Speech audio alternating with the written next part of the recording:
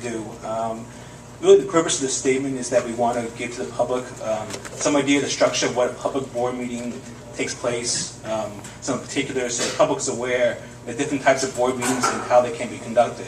So basically, there's 5 types of board meetings for the Board of Education. Board of Education public session is a public Board of Education meeting held in the public, as we're currently having right now.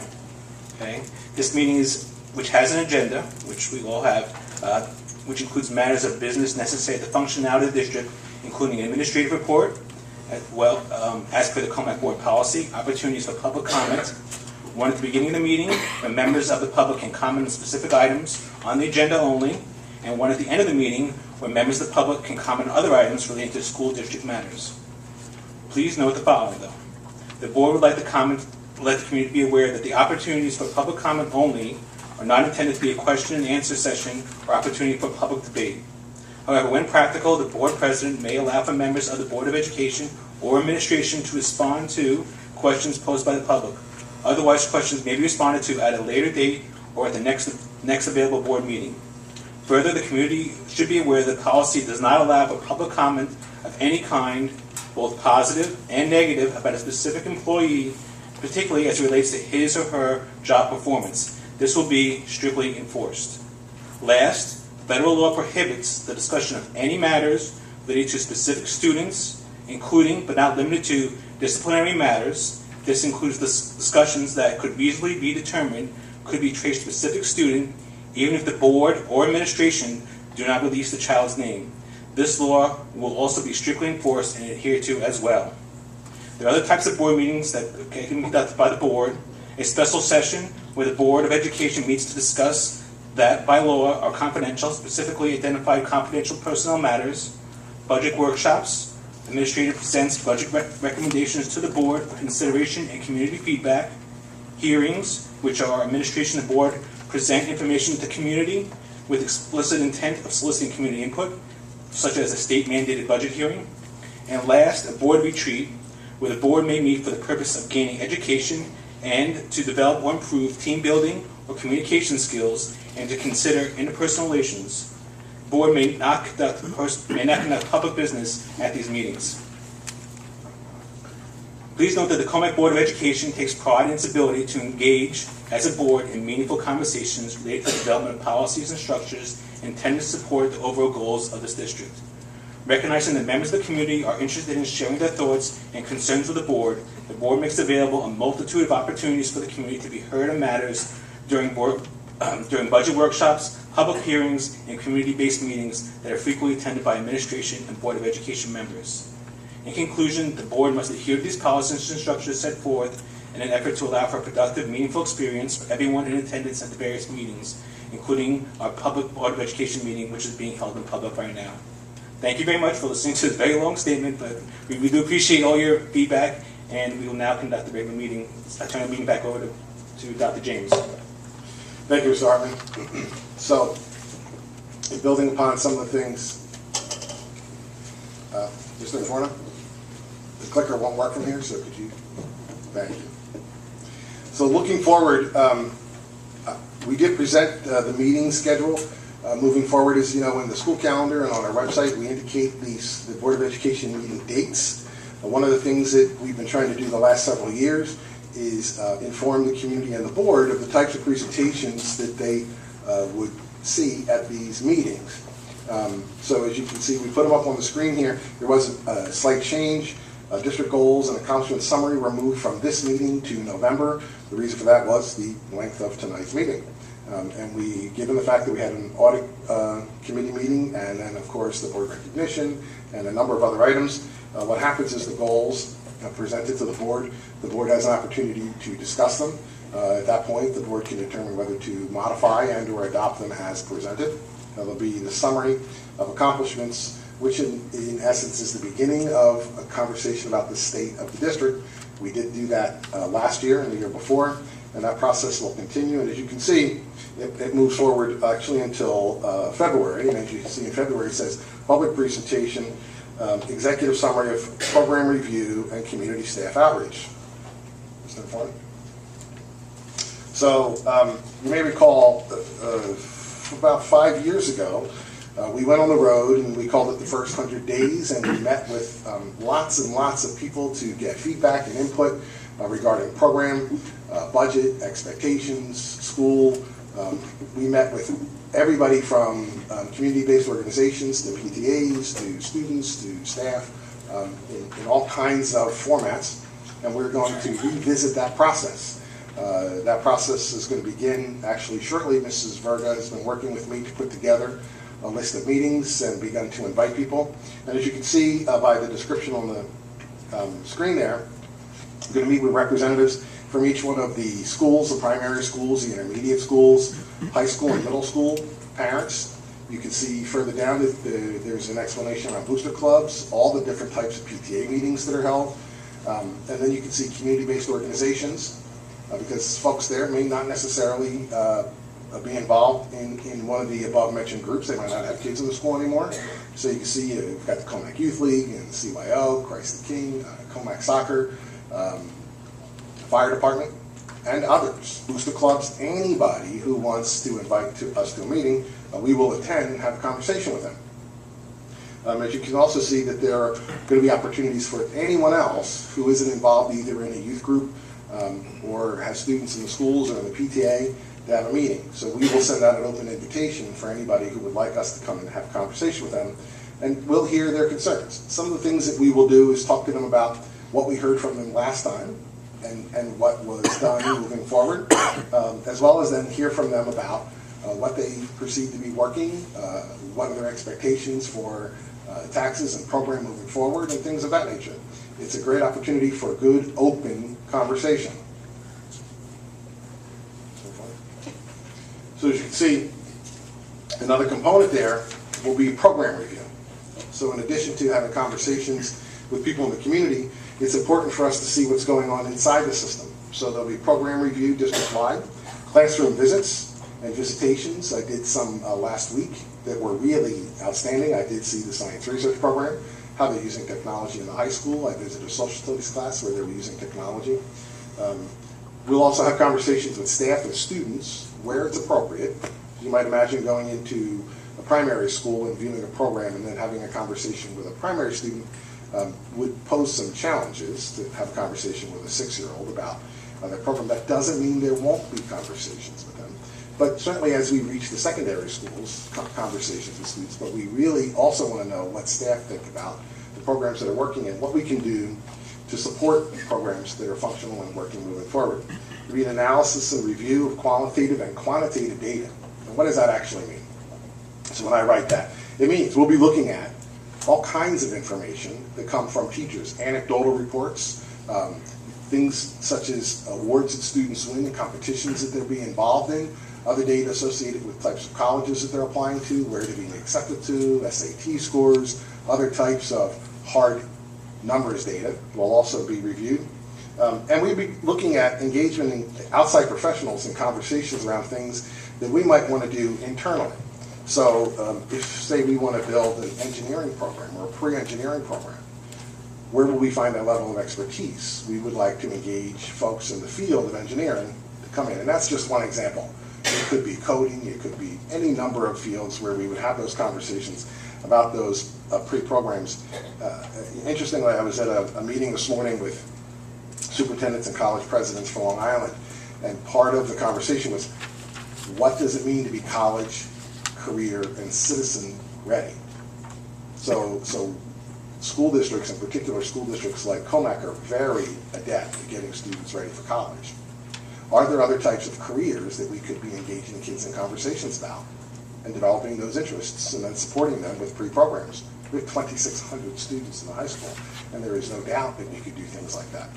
So that'll be part of that. And as you can see, I've already explained the community outreach piece. And then in February, there'll be a presentation, executive summary program review that will be presented to the Board of Education, very similar to what was done in 2010-11. We will keep copious notes. We will keep people anonymous that wish to remain anonymous, because there are folks that would like to be heard but don't necessarily want their name associated. Lots of people do want their name, and that's really great that people are engaged in that conversation. So the idea is that we will hear from and review as much as possible between now and February so that we can make recommendations to the board about revising goals in the out years. So the first set of goals that we've been working on for the last, this is the 5th year of us working on those goals, were based on some of those conversations and the ongoing conversations and the monitoring of data over time. Now it's time to revisit that. It's a 5-year checkpoint. So that's something that we're really quite proud of. And I just want to give you a sense of what that would be looking forward. At this time, there are some other district matters that are of interest to the board and perhaps to the community, I would imagine. And I'm going to introduce Mr. Friel, Director of Athletics, Health, and Physical Education, as well as Mrs. Ryan, who is our People Personnel Services person. Some people say to me, what does that mean? It means everything. Mrs. Ryan is involved in everything. So I'm going to turn it over to Mrs. Ryan and Mr. Friel, and they're going to share some information with you, in particular as regard to health, safety with athletics, and some district-wide stuff. So, Mr. Friel and Mrs. Ryan. Thank you very much. It's a hot topic across Long Island, New York State. You put on the news, you read a newspaper. Athletics and safety is a huge topic. So I thought it was a great opportunity for us to come here today, just give a brief overview to the board, to the community, what we have in place here in Commack, because I really think we have a great program and protocol set for all our students. They're student athletes first. We understand their academics number one, but when they step on our field of courts, we want to make sure they're in the safest environment possible. Injuries and accidents happen. They're unavoidable, but we think that we have a great system in place to keep them as safe as possible. The first thing that we have in place is the concussion management program. We started it 4 years ago. It was a state mandate, and concussions is a topic that over the last 5 or 6 years is getting huge press. The NFL, college football, and even high school athletics across the board. This is a topic that we are tackling and have to understand. So our program has 5 components. The first one is education. Our education of our students, our parents, our coaches, and our community. Our education starts with not only educating the kids, I mean, our kids know so much more about their brains and their injuries than we did growing up. Because it's in the news, it's in the highlights. So we have a code night every season. We sit the kids down and we teach them about concussions and the dangers of going back to a sport when their brain has not recovered. We brought in doctors from St. Charles Hospital 2 years ago, did a presentation to our community, our parents. Every single season we start off with giving a handout to every student athlete to bring home just symptoms, tips, ideas of concussions, and what a concussion really is, not the myths, but the actual facts and education. With that education of the kids and the parents also comes our coaches. A New York State regulation 2 years ago, every single coach in New York State has to be concussion certified every 2 years. So I just want to let the board know and our community know that every single one of our physical education teachers and our coaches are certified in concussions every 2 years. And that's important. So our kids are getting the education, they're learning about what damage their brain really is and how dangerous it is to lie to a coach to get back into a game or lie to a trainer. We've taken that out, okay, and I'll tell you how we did that.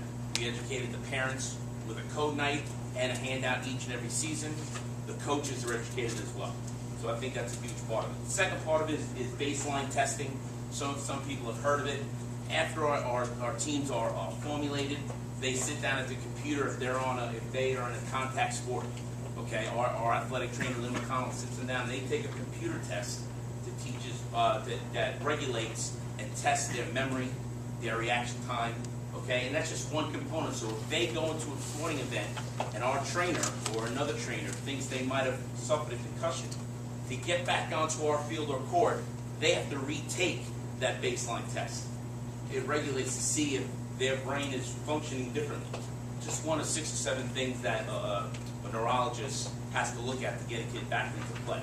But that's the second component. The third one is a sideline protocol. I think it's the most important part of our concussion management. That is when we have a rule in Commack. If there is a head injury of any sort in a physical education classroom or an athletic event, they have to first be seen by a medical doctor that's on the sideline and/or our trainer. They are not allowed back onto our field or court until they get approved by that advanced person. Okay? If that person sees any signs or symptoms, they are pulled from the game automatically and have to be seen by a doctor and then have to follow a protocol set in place. There's a little card that New York State gives out at 6 or 7 questions. So our trainer will walk up to an athlete, ask them questions, and they have to answer those questions correctly to even think about getting back on the court. So our sideline protocol is important. Our coaches know the kid's health is more important than the fourth quarter of a game or second half of a basketball game. Their health is the most important thing. After that is an emergency room visit. Any sort of concussion that might have happened, our parents are called immediately. The kid is brought to the hospital, whether by themselves or an ambulance, and they will be seen by a doctor immediately. The first 48 hours of an injury to the brain are the most important, so we don't say, hey, visit your doctor in the next couple of weeks. They are mandated to see the doctor within 24 hours or hopefully sooner. And our last one is the return to play protocol.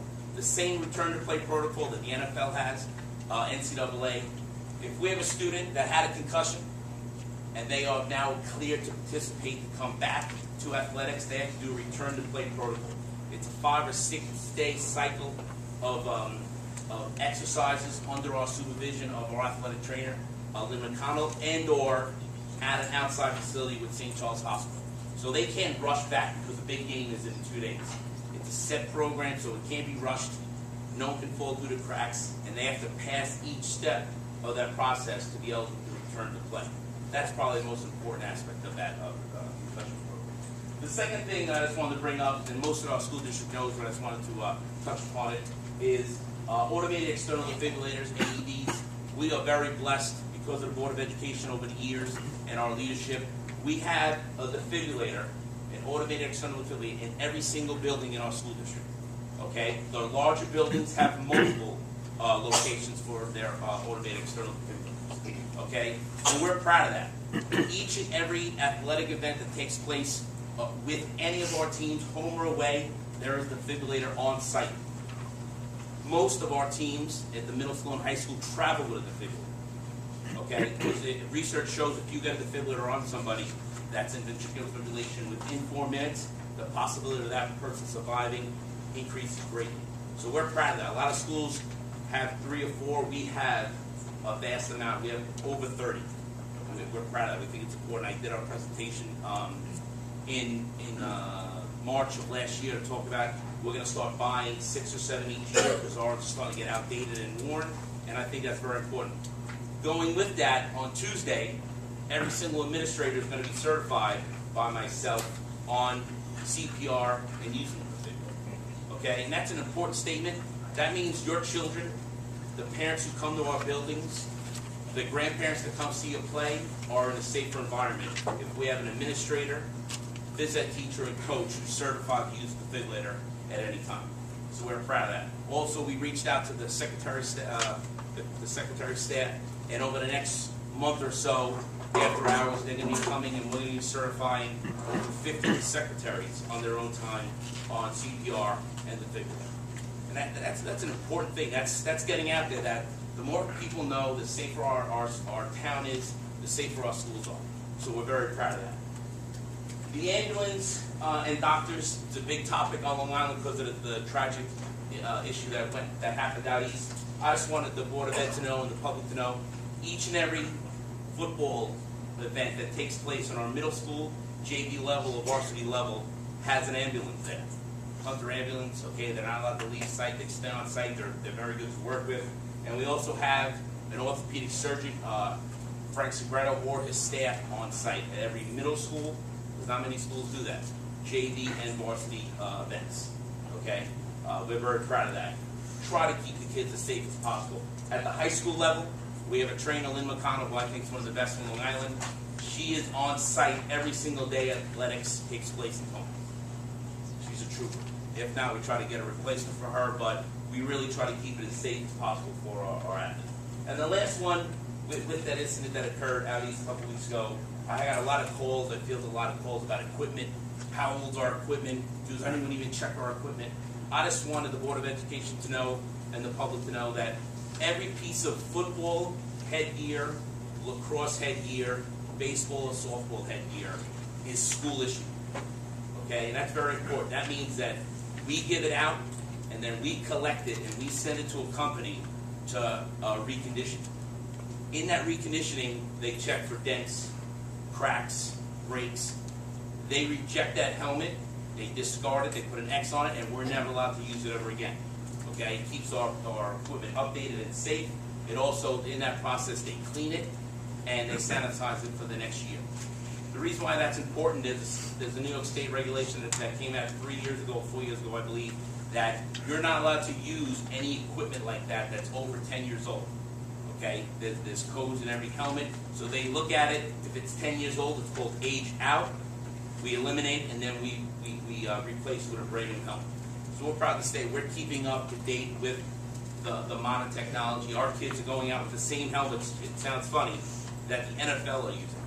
When we meet with reps for Rydell, they sit down and say, "Hey, this is the helmet Peyton Manning's using this year." Okay, and we check it out on some of our plays. So we try to keep the best products possible with our athletes. So that's just a quick little overview I just wanted to give to you guys and the public. Thank you.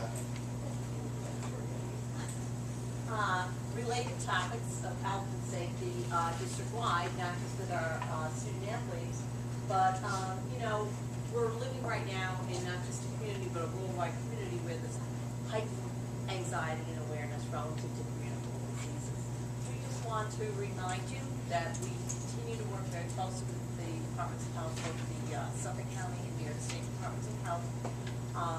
We're in almost constant communication with them about what's going on, the decisions that we make relative to notifying, and the way we would handle any report of communicable diseases comes straight from the direction of the Department of Health. So we continue to do that.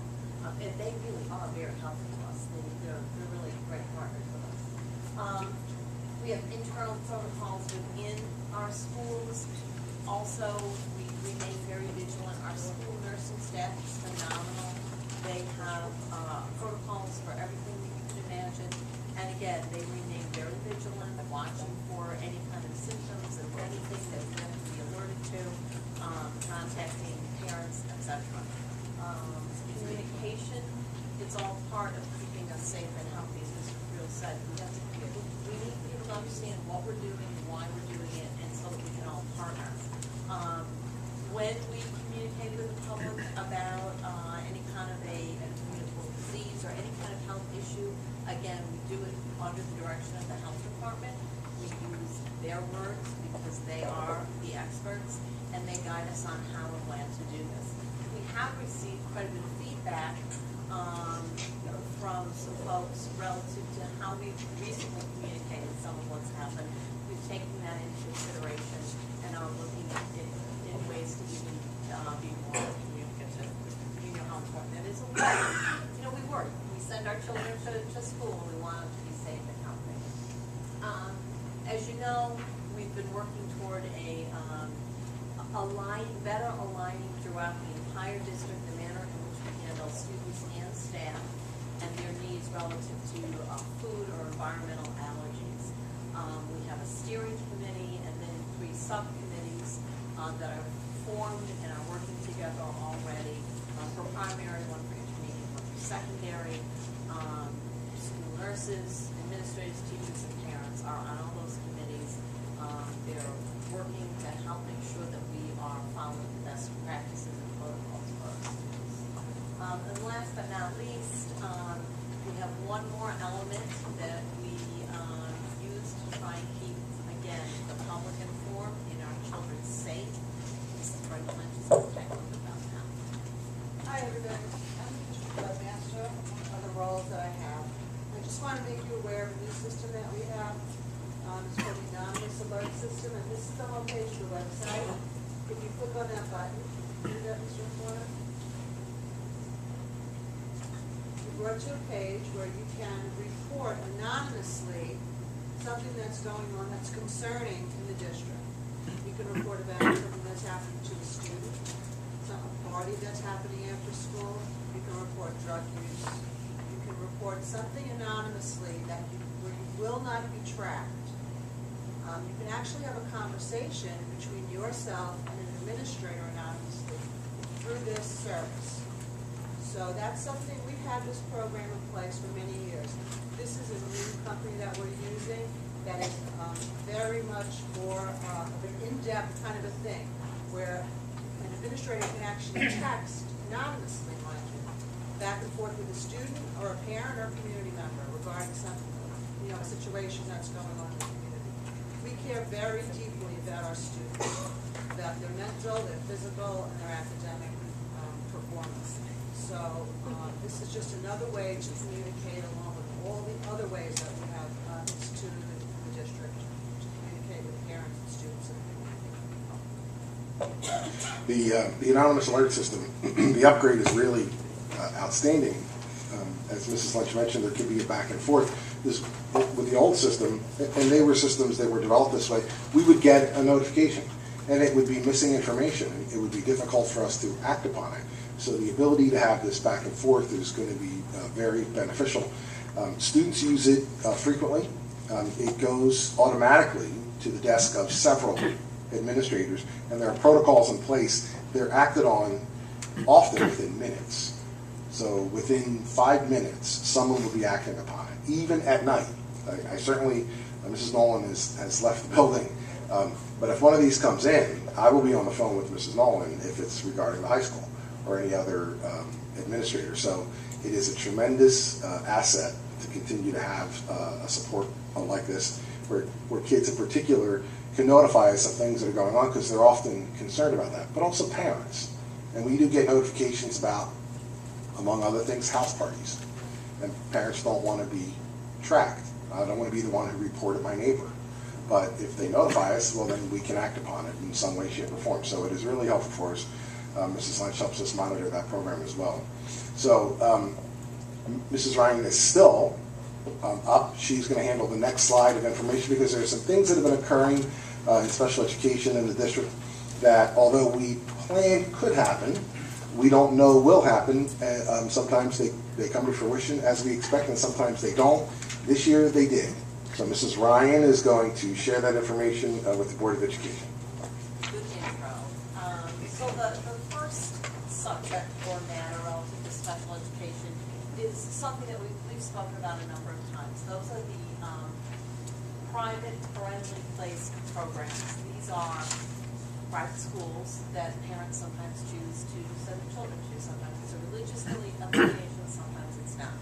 In Commack, there are 3 private schools within our boundary, and as you remember, any school that like that, any private school that's within our boundary, it's the responsibility of the Commack School District to follow through on all the child find and special ed mandates in those schools.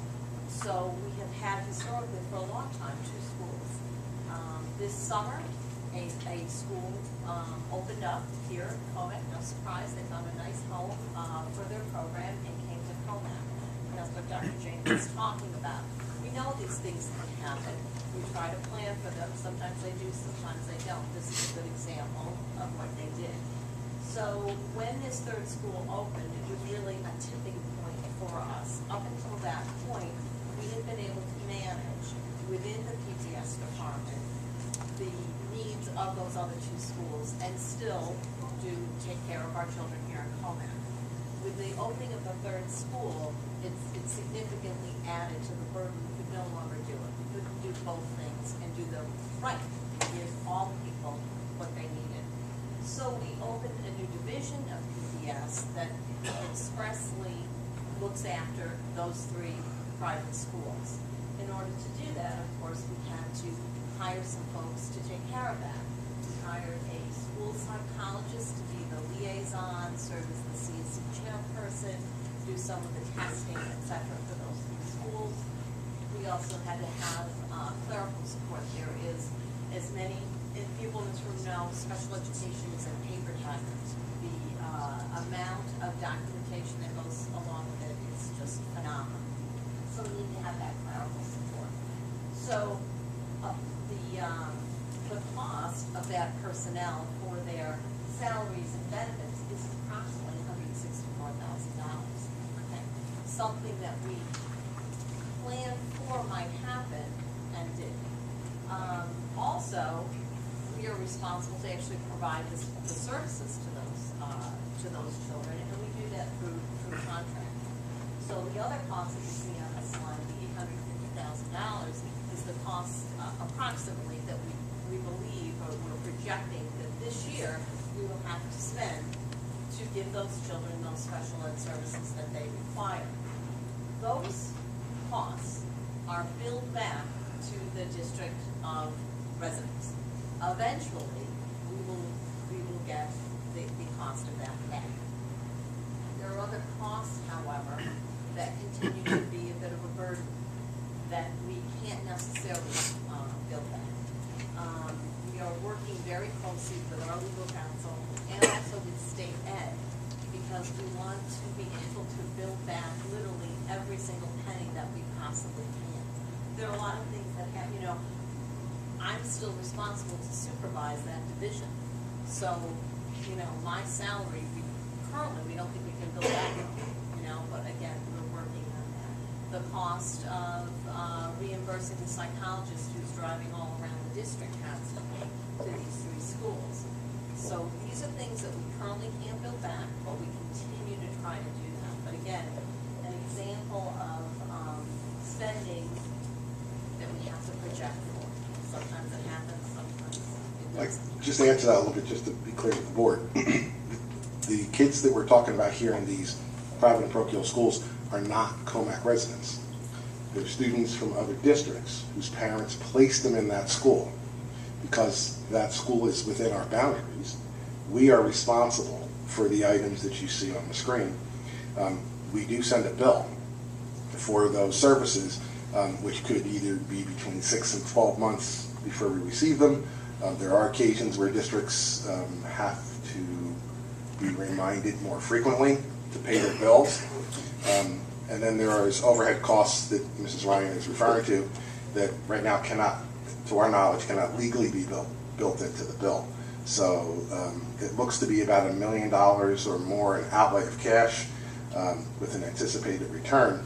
But as you can see there, it is a significant cash flow component. So I'm going to turn it back over to Mrs. Ryan, just so to be clear about where the students come from. Not to say that we might not have a couple of Commack students in those programs, but by and large, are from all over Long Island.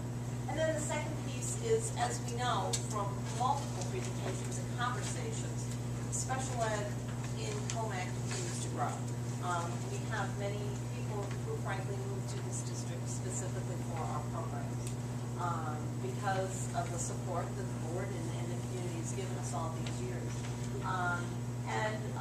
We also, as you remember, made a commitment a number of years ago to hold close to us in our neighborhood schools children who previously we would send to other schools, to private schools, or closest schools. We're now able to keep them with us. Well, happily, we began these programs when they were little tykes, and now they're aging up into the high school. We have these programs all the way K through 12, so it keeps growing in increments. Again, some of these things we know are going to happen. We know eventually we're going to have to add some more classes. Others surprise us in August when 5 people move in and need to go into the same class and we end up with another class. But as our special ed program grows, we have to add the staffing, special education teachers, teaching assistants, etc. This year, there's approximately a $570,000 increase. Some of it was expected, some of it not at all. And of course, we have to increase our instructional materials too. But again, these are examples of each year when we plan for the next year in special ed, we, perhaps more so than in any other department, I can't really say for sure, we really look at what we think might happen, or more importantly, is possible that could happen. And this particular year is a good example of when these things came to fruition. Mrs. Ryan mentions the folks moving into the district. I ran into a parent who had recently moved to the district. The student has an IEP. And I asked her, I said, why did you move to Commack? Well, besides, it's a great community. The district we were in before, students with IEPs don't typically graduate, and if they do, they don't typically go to college. And we looked at the statistics in Commack, and students with IEPs universally graduate and almost universally go to college. So there is that component that causes folks to say, it goes beyond, are they providing a program for their students, but are they providing a program for their students with the exit outcomes, whether the student has an IEP or not. And in Commack, that's been going on for years. And it certainly is a strength, but it does sometimes cause for fluctuations in our program expenses. So we thank you for monitoring that, Mrs. Ryan, and getting that information to us. Reading that's sort of almost a natural transition into the next component, which is setting the tax levy, which I'm going to turn the microphone over to Mrs. Ryan. Please understand that this is a requirement, even though you cannot set the tax levy beyond what was voter approved, and we will be reviewing some information. So, did I say Mrs. Ryan? I meant Mrs. Newman. You know, they're in my office. No, it's quite all right. So she wants Mrs. Ryan to do it. Mrs. Newman will do this presentation very adeptly, I might add. So I turn it over to Mrs. Newman. Thank you, Dr. James. One of the many roles that the Board of Education has and will be doing tonight later on in the agenda is they must establish the tax levy so that we notify the towns of what that final tax levy is. And I just want to take a moment because it can be confusing to residents. What is the difference between a tax levy and a tax rate? So I just wanted to explain that the tax levy is the total amount of taxes that the school district needs to raise in order to administer their budget. The tax rate is the rate that each homeowner is assessed from the town in which they reside, and that is based upon what the town determines is the value of their property. When the assessed value in a town increases, the tax burden decreases. When the assessed valuation in a town decreases, that's when the tax increases burden the residents. So there is an inverse relationship to that. I won't spend a lot of time on this. We certainly have reviewed this data before, but wanted to show the visual picture again of what our tax levy history has been. Significantly lower. We began in 2011-12 with our zero-based budgeting practices, and certainly with the tax cap implementation, we have come in underneath our tax cap each year since its inception. Very often there is also, I think, confusion between these two items, the spending plan and the budget. They are not the same thing. The spending plan are the expenditures. It is the amount that the Board of Education has approved, the maximum amount that the district can spend in any given year. In the 2013-2014 year, the district expended just over 95% of the spending plan. Now, the way we were able to not spend 100% of our expenditures was through various different items. We've certainly discussed that at length during the budget development process, but through purchasing policies, cooperatives, bids, and frankly, not having some of the items that we planned for, such as what Mrs. Ryan had just described. That is the reason that we were able to not spend the entire 100% of our maximum allotment. The budget is comprised of our revenues and our expenditures. Just a little earlier this evening, the board did conduct an audit committee meeting where our external auditor presented our 2013 financial statements. In 2013-14, we did operate under a planned deficit, and in order to keep that tax levy lower, a planned deficit was established, and what that means is that in order to keep those taxes lower, we were pledging some of our reserves and our fund balance in order to do so.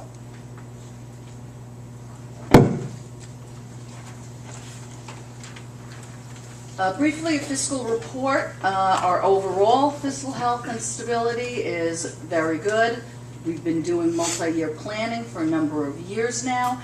What that does is gives the district the ability to continue sound fiscal practices. It allows us to manage our tax stability, and it allows us to manage, frankly, our fiscal health, our balance sheet, our reserves, etc. And what that does is gives stability and continuance to those educational programs and services that we provide each year. Our credit rating with Moody's, very important, just as homeowners have credit ratings, and that will determine what a mortgage rate might be for you or an auto loan rate might be. The district is no different. We do go out and we borrow money. Each year we issue tax anticipation notes. And because of that good credit rating, we have enjoyed some of the lowest rates that we certainly have in many years, and also in comparison to some other districts who shall remain nameless. Also, for instance, insurance carriers, just like personal insurance, your insurance company will look at your credit report, same thing for the district. So having a good, healthy credit rating assists us in being able to keep rates lower than what they may have been. Some of the fiscal facts for the year that was just ended, June 30th of 2014. Again, we presented the financial statement reports this evening to the audit committee. Our tax levy for the 13-14 year increased by 1.58%, while conversely, if you look at what our instructional expenditures increased by more than 4%.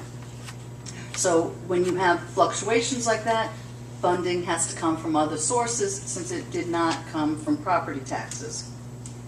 Over time, again, when we plan to use a deficit, what that means is we are pledging and we're spending more money than what we are collecting. And just like, again, related to your home, if you spend more than what you were bringing in, you're going to your savings account or another form of revenue or dollars to pay for what you're doing. That's what a planned deficit is. Our fund balance, in conjunction with that, decreased by over 6%. And again, that relates to we're pledging and using those fund balances and those reserves in order to maintain and keep those property taxes low. Our unassigned fund balance overall is 3.65%, and that is under the 4% allowable cap by New York State. With that, we did put up what our 15-16 budget development process will be, and with that, I will hand the mic over to Dr. James for the Board of Education. That concludes the administrative report for this evening. The recommended tax levy increase is of 1.585%, as was voter approved. I turn it back to Mrs. Cooper.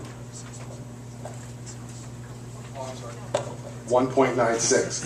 1.585 was last year's. My apologies. 1.96, which was what was voter approved. Thank you. I'm on record.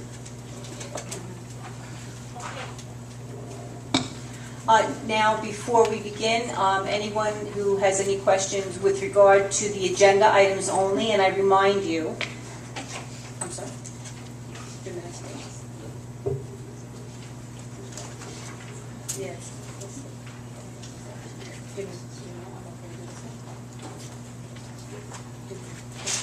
So, I'm sorry, if you have any questions with regard to the agenda, and I remind you that the board policy does not allow public comment of any kind, both positive or negative, about a specific employee, particularly as it relates to his or her job performance, and additionally, federal law prohibits the discussion of any matters related to specific students.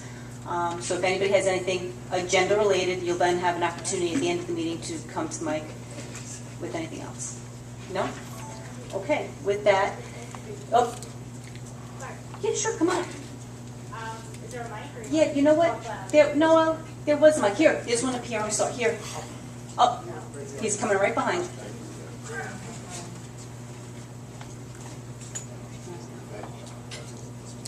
I'm not quite Thank sure you. if it is I'm on the right page. It wasn't. Sure, go ahead.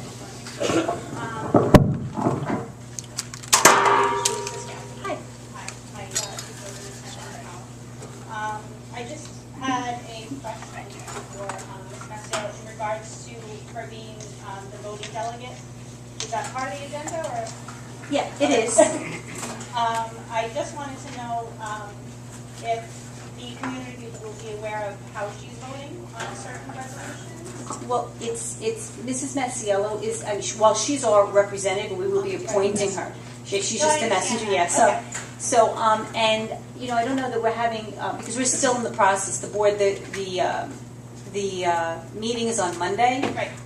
We've begun to do some kind of synthesis of what each individual board member feels, you know, at particular resolutions. I believe there's still one more resolution, Mrs. DiGirolamo, correct? We have one more resolution that we haven't all considered yet and discussed how we want to vote. And then Mrs. Masiello will take that back, but then also listen, because it is, you know, an opportunity. It's a very lengthy meeting, so it's not just cast your ballot and leave. There's discussion in that meeting as well, and then the votes are cast. So if you have a specific... Well, there are 3 specific resolutions. Oh, okay, so now with that, should I... I can read to the end. Yeah, can we do that at the end, or do that? Yeah, let's do that at the end, because it's specifically on the agenda. Okay, no problem. Thank you. Is there anybody else? Okay, so with that, may I have a motion to approve the minutes of the September 4th board meeting and audit committee meeting, as well as the September 16th board meeting? Motion made by Mrs. Masiello, seconded by Mr. Hartman. Discussion, all in favor? Passed unanimously. May I have a motion to accept personnel as attached? Motion made by Mr. Tambolini, seconded by Mrs. DiGirolamo. All discussion? All in favor? Oh, Can I just sure. ask a question? The correspondence that we received from Mr. Khalifa, is this come under personnel? We Or just, is this something separate? no, we just received that. Okay, thank you. For the community's clarity, there was a correspondence that the board received just tonight. It will not be recognized tonight until it is processed through our systems. Any further discussion? All in favor? Passed unanimously. May I have a motion to accept correspondence as listed, as attached? I'm sorry, I'll make that motion. Seconded by Mr. Hartman. Discussion? All in favor? Passed unanimously. May I have a motion to approve a second reading and adopt revised Board Policy 1501 Communication? Motion made by Mrs. Masiello, seconded by Mr. Hartman. Discussion? Yeah, I have a couple of comments. Give me 1 minute.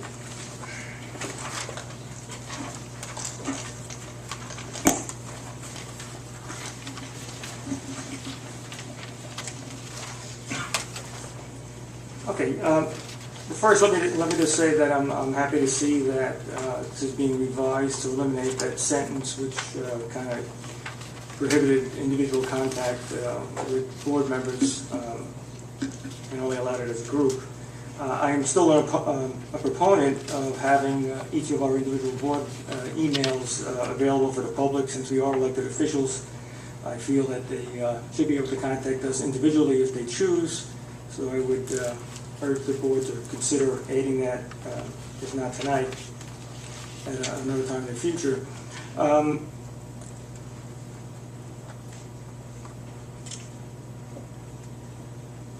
I have another couple of comments here. I see now that we are going to, as a board, be getting the emails that are mailed to the Board of Ed group email account, basically automatically sent to us, which is good, because I don't believe that the board's email should be being filtered before sent to each board member. The question I have is whether that same thing should go for the superintendent, because I believe that he has a separate email address.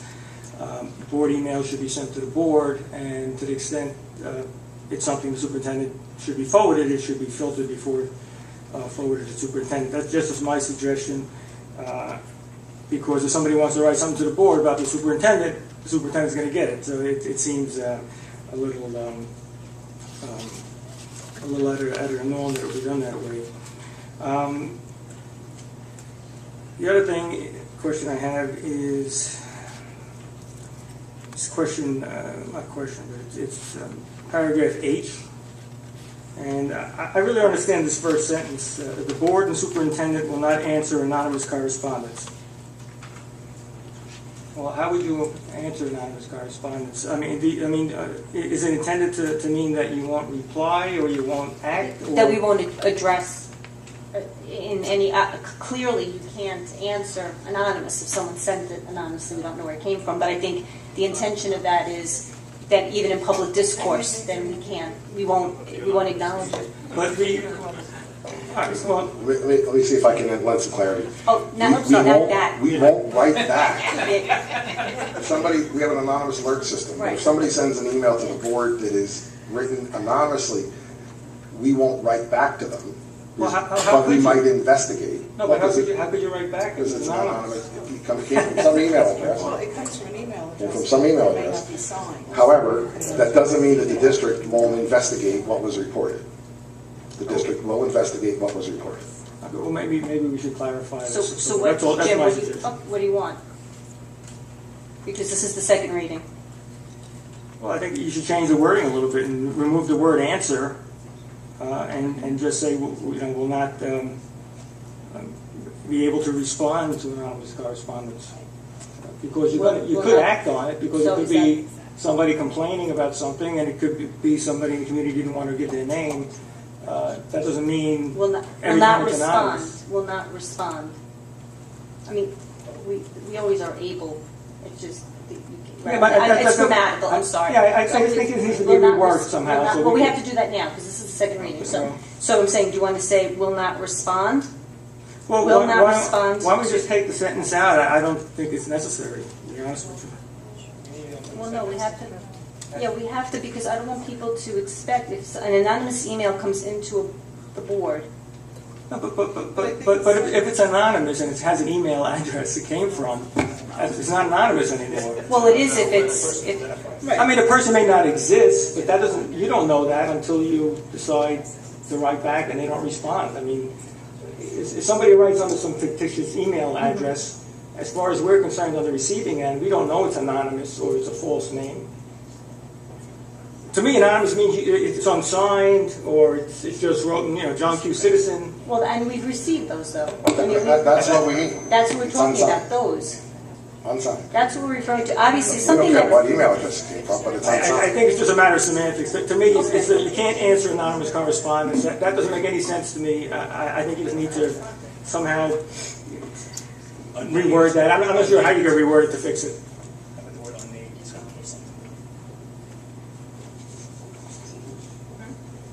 It's the second reading, right? So, Well, can we table this for next time and just do it again? I mean, is that important? If we table it, then the components above aren't put into place until after the following, until it's approved. I think So why don't we just take it out? What are you losing by taking out the fact that you're not going to answer anonymous correspondence? I mean, that doesn't make any sense anyway. I think we're trying to, it may be for a dramatic effort or a pinpointed most important thought here.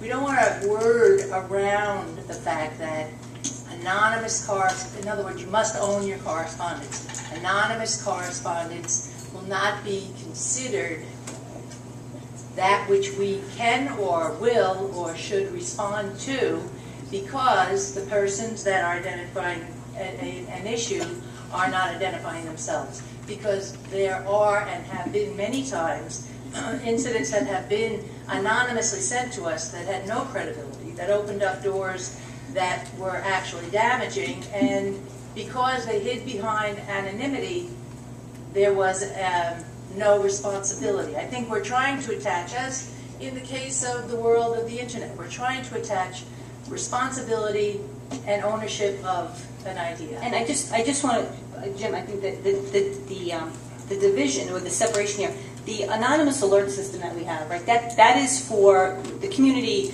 to report anything that they feel is of urgent concern and for fear of whatever, retribution. They don't want to be, they don't want their neighbor to know. Whatever it is, that's fine.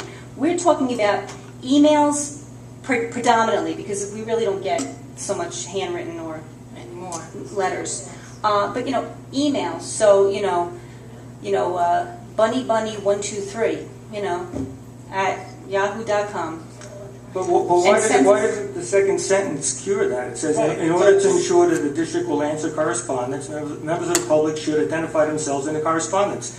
I don't think you need that first part about not answering anonymous when you're basically saying the same thing in the next. So what if you remove the first line and then instead of should identify themselves, you say must identify themselves? I think the word anonymous should be in there. Hold on. The Board of Superintendent will not provide a written response to anonymous correspondence. The rest remains the same. At the end, the district will keep the correspondence received confidential to the extent permissible by law and act upon such as appropriate.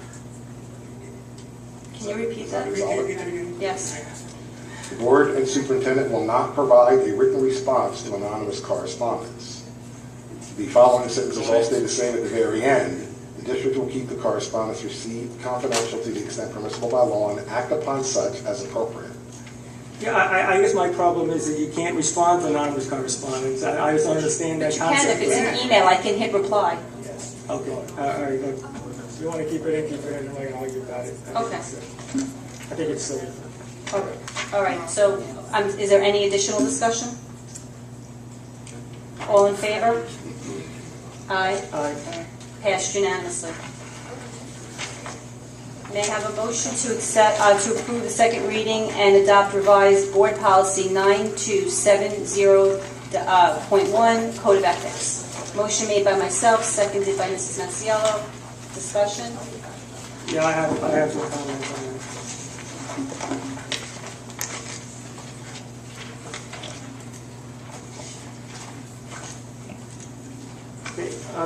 Comparing what's been changed and what we had before, my concern is that we've taken out a lot of things here that I think should not have been taken out. Because look, in my view, the board should try to maintain integrity here, and even the suspicion of something that's being. Okay. Any other discussion? All in favor? Aye. Opposed? 4-1. May I have a motion to approve a second reading and adopt revised board policy 9361.11, broadcasting and taping of board meetings? Motion made by Mr. Tampolini, seconded by Mrs. DiGirolamo. Discussion? Yeah, I have one comment. My only qualm with this is that you're. Well, first, let me say I'm glad that they are now going to record all portions of public meetings. But I think that the recordings that are going to be posted on the website, the way we have it written here, they're only going to be on the website for 30 days. I believe that it should be longer than that. I believe that they should be posted for up to a year so that people can look back at them if they choose. And anything over a year, perhaps we can create an archive file so that we can keep, let's say, 2 years worth of board videos accessible to the public. It's basically about 12 or so a year. So I would like to see that revised to reflect that if possible. Is there any other discussion? All in favor? Aye. Hello? I'm just going to put me down for an opposed. Opposed? May I have a motion to approve a second reading and adopt revised board policy 9365, agenda? Motion made by Mr. Hartman, seconded by Mrs. Maciello. Discussion? Yeah, I'm sorry, I have another question. With respect to automatic inclusion into the consent agenda, does that mean we're not going to go in to discuss some of these items that are under this consent agenda as listed? No, you can always pull it out. You can always pull that out. Because right now you have consent agenda, you have new business and legal. I mean, if there are issues that people want to discuss. Right, no, you can always pull something out. It's just, if in an order, in a normal course of a meeting, there's really not going to be anything that anybody wants to discuss. It affords us the opportunity to move, through that a little bit quicker. Okay. Any other discussion? I'm sorry. Mrs. Goober, under Roman 6, I think there's a word missing at the end. I think it should be vote. Items removed from consent agenda for a separate vote. Yes. No, mine doesn't. Is yours? Nope. Which is it? Yours has it? No, mine, ours doesn't, thank you. Okay. Okay, yes. Any further discussion? All in favor? Aye. Passed unanimously. May I have a motion to approve the following BOCES bids as listed on the agenda? Motion made by myself, seconded by Mrs. DiGirolamo. Discussion? All in favor? Passed unanimously. May I have a motion to approve the following agreements and authorize the President to sign same as listed on the agenda 1 through 14. Motion made by Mrs. Masiello, seconded by Mr. Hartman. Discussion? All in favor? Aye. Passed unanimously. May I have a motion to approve the CEQA resolution in connection with the replacement and construction projects at Smith's Lane, Indian Hollow Primary, Rolling Hills Primary, and Mandrakia Sawmill Intermediate Schools to affirm that the work to be done has, no significant impact on the environment. I'll make that motion, seconded by Mr. Hartman. Discussion? All in favor? Passed unanimously. May I have a motion to approve the application and examination and approval of final plans and specifications, State Smart Growth Public Infrastructure Impact Statement, and the scope of proposed project for the following projects, and authorize the President to sign same, and also authorize me to get a new tongue, as listed on the agenda. I'll make that motion, seconded by Mrs. DiGirolamo. Discussion? All in favor? Passed unanimously. May I have a motion to approve the tuition contracts for the special education services for guest students placed in our special education program for the 2014-2015 school year, and authorize the President to sign same as listed on the agenda 1 through 4. Motion made by Mrs. Masiello, seconded by Mr. Hartman. Discussion? All in favor? Aye. Passed unanimously. May I have a motion to accept the following donations? A donation from FTA Consultants LLC of $350 worth of candles used for the 9/11 memorial ceremony.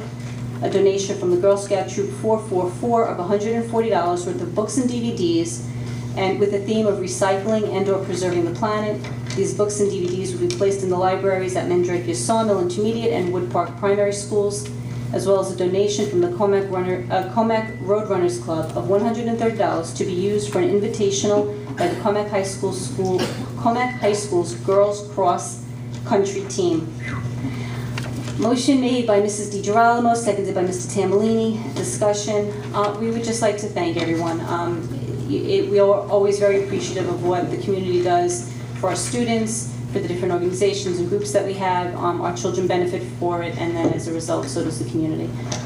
Any further discussion? All in favor? Passed unanimously. May I have a motion to approve the following field trips as listed 1 through 12. I'll make the motion, and seconded by Mrs. Masiello. And Dr. Pecora, if you could just, because we're approving one that already happened, so could you just, it's because of the gap in time.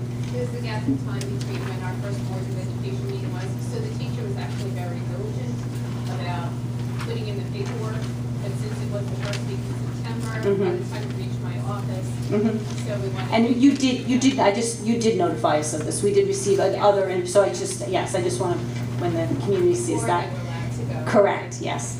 And I hope they had a good time. Any discussion? All in favor?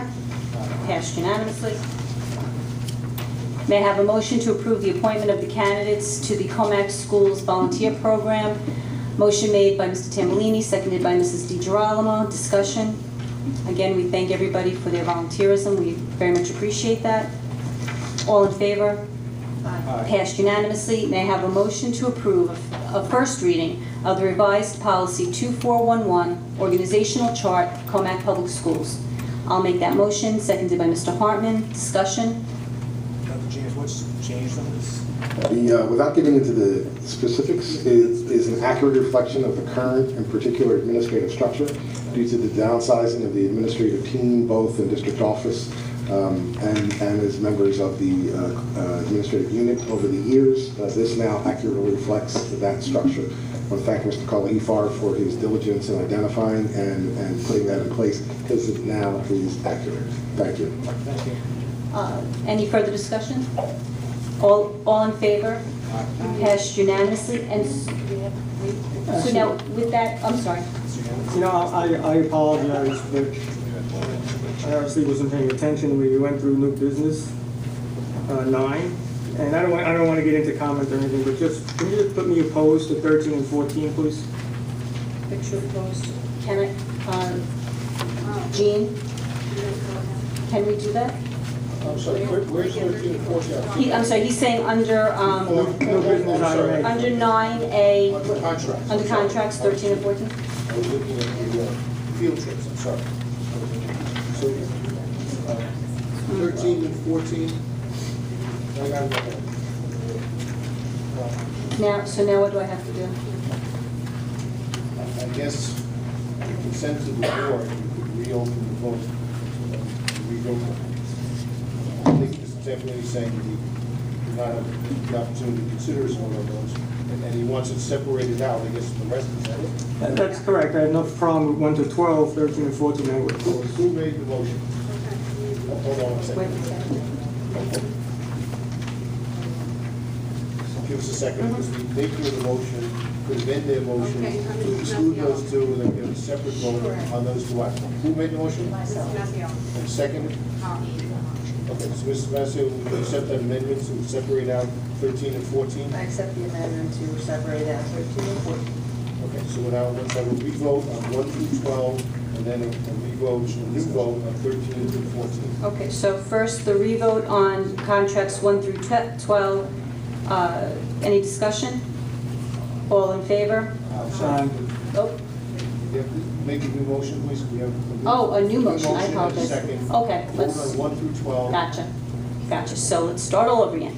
May I have a motion to accept contracts 1 through 9 and authorize the president to sign, 1 through 12, oh dear God, and authorize the president to sign same. I will make that motion, and Mr. Hartman will second that. All in, discussion? All in favor? Aye. Passed unanimously. May I now have a motion to approve the contracts listed on the agenda 13 and 14 and authorize the president to sign same? Motion made by Mrs. Masiello, seconded by Mr. Hartman. Discussion? All in favor? Aye. Opposed. 4-1. Thank you. Thank you. I apologize. That's okay. We're going too fast. Sorry, I'll trip us all. Motion, may I have a motion to adopt the tax levy for the 2014-2015 school year? Do I have to read this? Okay. As you can all see on your copy of the agenda, with lots of numbers and indents, and it's very lovely, Mrs. Newman, thank you. I'm sorry? As set forth in the agenda. As set forth in the agenda. Motion made by Mr. Hartman, seconded by Mrs. DiGirolamo. Discussion? All in favor? Aye. Passed unanimously. May I have a motion to approve a first reading of revised policy 8331, public participation at Board of Education meetings? I'll make the motion, seconded by Mrs. DiGirolamo. Discussion? Sure.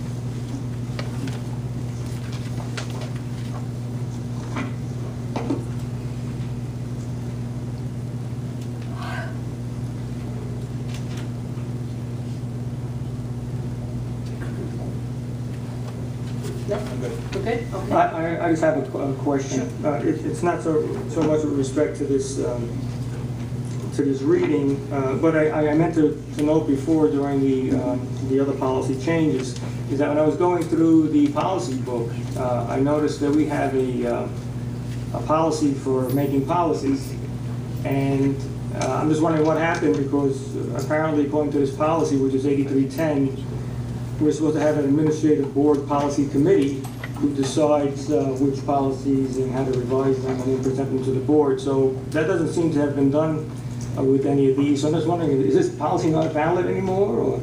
No, I think we're it. I mean, No? I'm just dead. No, I think what Mrs. Wu was saying is that the We make up the We committee. make up that committee, so this is it. Here it's being presented, we have conversation about it, we discuss it. No, but here it says the committee is comprised of one central office administrator, one elementary principal, and one secondary principal. So I don't, that's why I'm confused as to how we're doing these policies, if this policy is still in effect. Just ignore it. So, I'm sorry? Gene? I'm sorry, I'm not familiar, off the top of my head, with the policy Mr. Champlin is referring to. I don't have it in front of me, nor did anyone give me any warning this would be discussed, so I'm not prepared to opine on a policy I haven't read. Well, may I say this, we look at this as maybe So something we need to either. You want to table this? Well, if you just want to table discussion of this policy, but I'm just No, saying. I can't, we're not discussing that policy. I'm saying I'll table this discussion of this policy.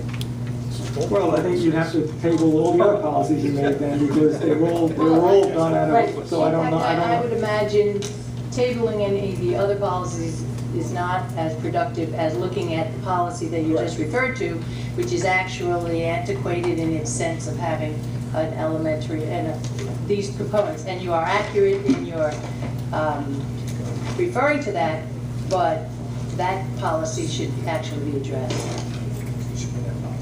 So if we were to be. well, I'm saying we need to either get that out of the I'm book. not taking No, it out of the. amend this. We'll look at it and we'll have One or it the on the other, I way. don't- We'll build that up again and make sure that we address it. But I don't want to say it again because it always manages to bring about some other reaction, but I've never heard of that policy.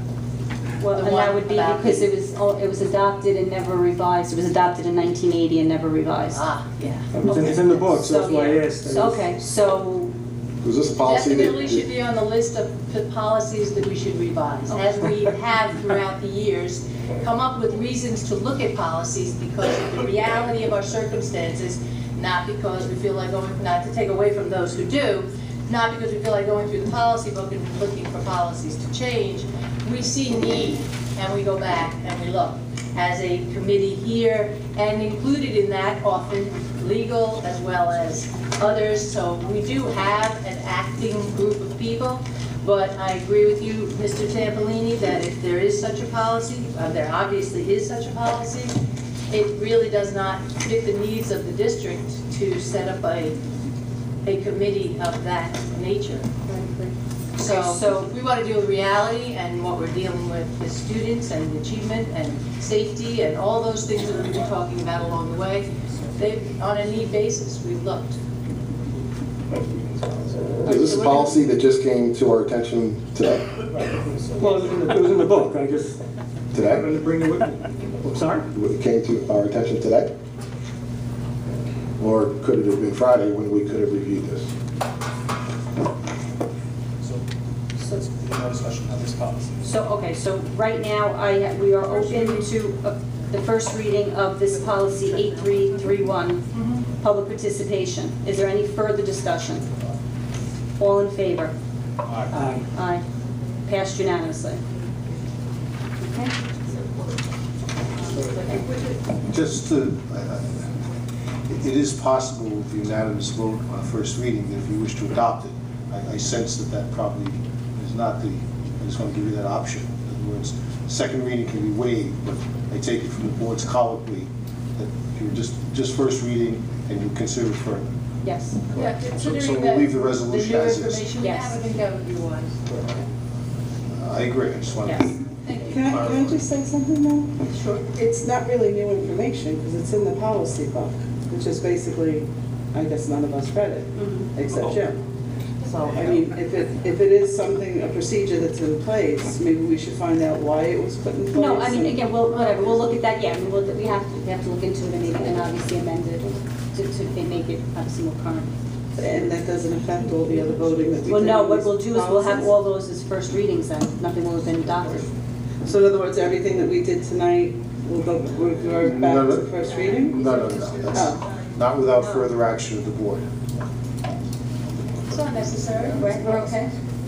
We're simply going to look at this policy that we have recognized as not in line with what we do to protect children and get work done with them, but in fact exists, and we should address it.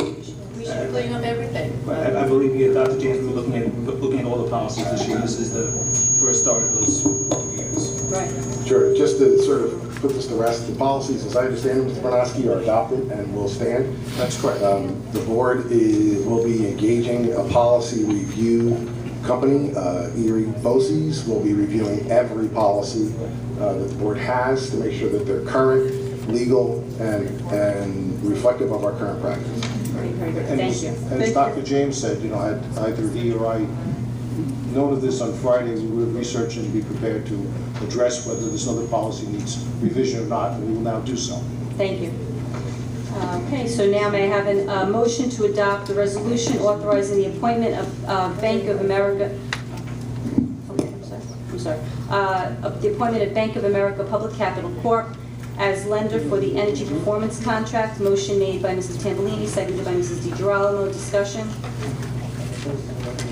All in favor? Passed unanimously. Can you close your mics if you're going to talk? Sorry. Thank you. I think Jim's is on. I'm sorry. That's okay.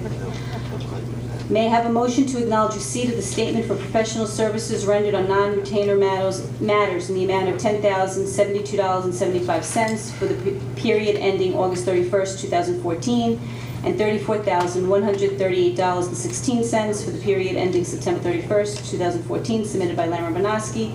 Motion made by myself, seconded by Mrs. Masiello. Discussion? I just have one question. It has nothing to do with this invoice, but in the August meeting, I had raised an issue with a charge on invoice that was charged to the district for work that Mr. Bernowski's firm did for another client. I think it was around $1,500. And Dr. James said he was going to look into it, and I'm just wondering whatever happened, because I haven't seen a refund or anything like that. Another client? Sorry? It was done with the research you did in regard to this, the Commack Educational Foundation, and whether or not you could disclose that they were your client to us. We'll review our notes and make a determination. Okay, well, it's from August, you know, so. All in favor? Passed you. Well, actually, this is just an acknowledgement, right? So that's fine. Okay. The board is asked to acknowledge receipt of the internal. Do I have to read the motion? No, right? Okay. The board is being asked to acknowledge receipt of the internal claims auditor's monthly update, as well as to acknowledge receipt of the following financial statements as listed on the agenda, as well as to acknowledge receipt of the CSE, CPSC recommendations approved on the dates listed on the agenda. In addition, may I have a motion to adopt the following resolution? Be it resolved that the Board of Education hereby appoints Mary Jo Masiello as its voting delegate for the annual business meeting of the New York State School Boards Association to be held on Monday, October 27th, 2014. I'll make the motion, seconded by Mr. Hartman. Discussion? All in favor? Aye. Passed unanimously. At this point, we can come to the microphone to discuss anything you would like. Again, keeping in mind our policies regarding comments about staff and students.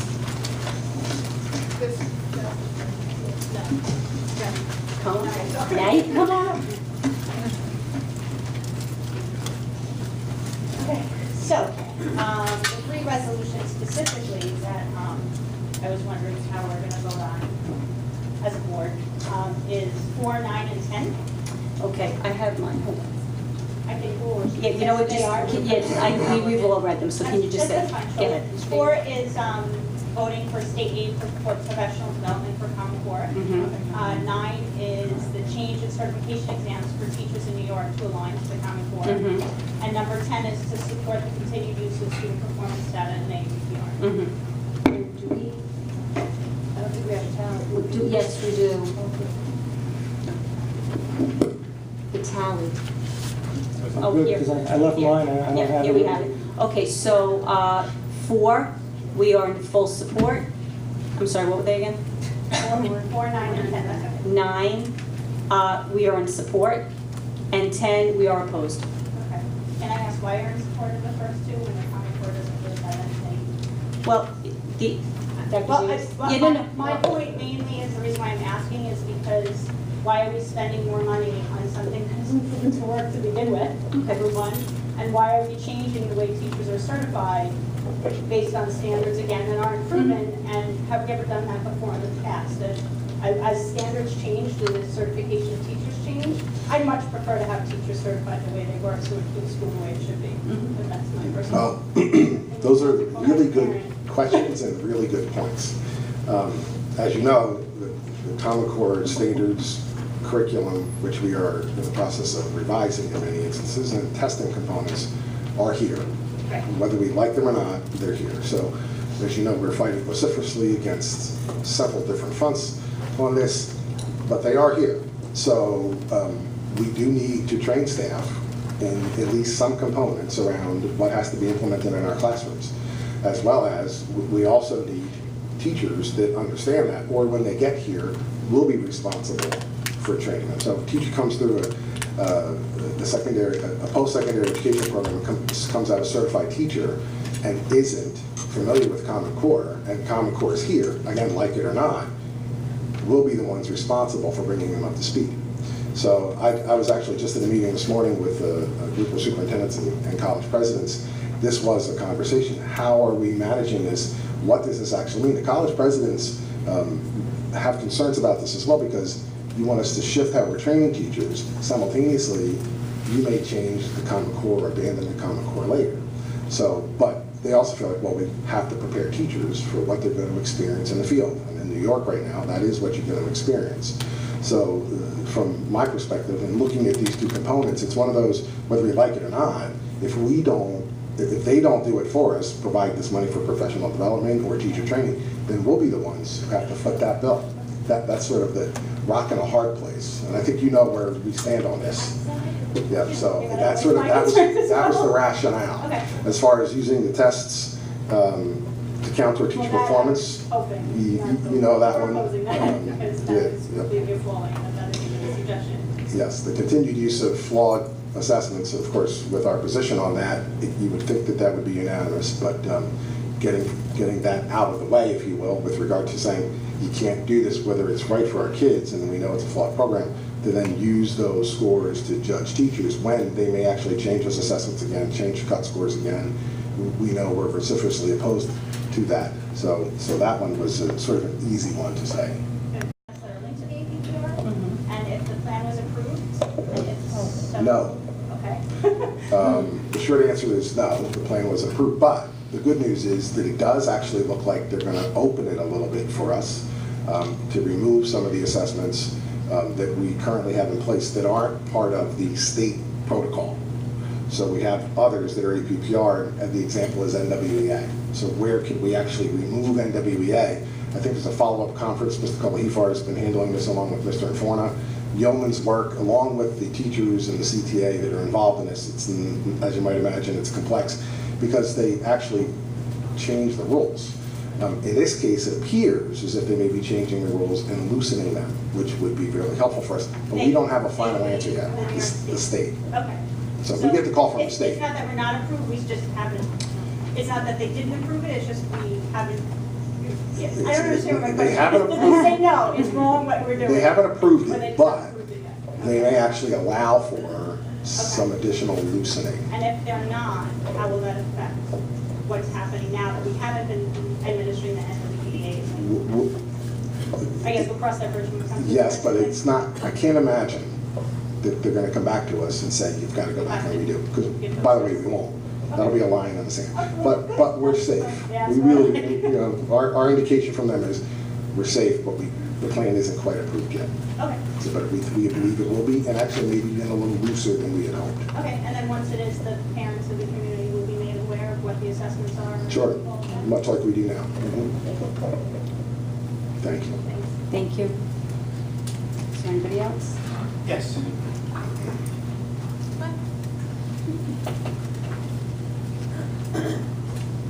Hi, Bruce. Good evening, Libby. How are you? Good. I do want to thank all of you for the time and effort that you put in without remuneration and all the grief you get. From who? I don't know. Oh, who do you speak? Okay. but I do have a question. This afternoon, I attended Supreme Court in Judge Martin's court on the motion to amend the suit, the answer to the suit brought by the heirs of Marion Carl. And I looked over the billing that the district had gotten from Mr. Bernowski's firm, and from March to June of 2012, the district expended approximately $15,000 answering that suit. In that period, Mr. Tampolini had gotten up at a public meeting and asked if the district was going to use the statute of limitations in the real property law as part of their defense, at which time he was assured they were. When they did put forward their answer to the suit, it seems that they didn't use that defense. Then, in July through September, the district expended approximately $29,000 defending against an intervenor suit brought by residents, which did cite that part of the law, the statute of limitations, and they defeated it. And then, in February, the district expended about $20,000 to file an amended answer to the suit, which did cite the law that intervenors had tried to put forward. And today at the hearing, the judge said to the lawyer for Mr. Bernowski's firm, Mr. Carson.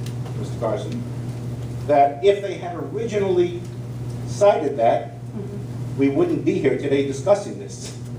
Is that really what he said? That's exactly what he said. That's an exact quote. And therefore, I'm wondering, I asked you back in July if you thought that you had gotten proper representation from Mr. Bernowski's firm in this matter, and you had said you had gotten excellent representation. Yep.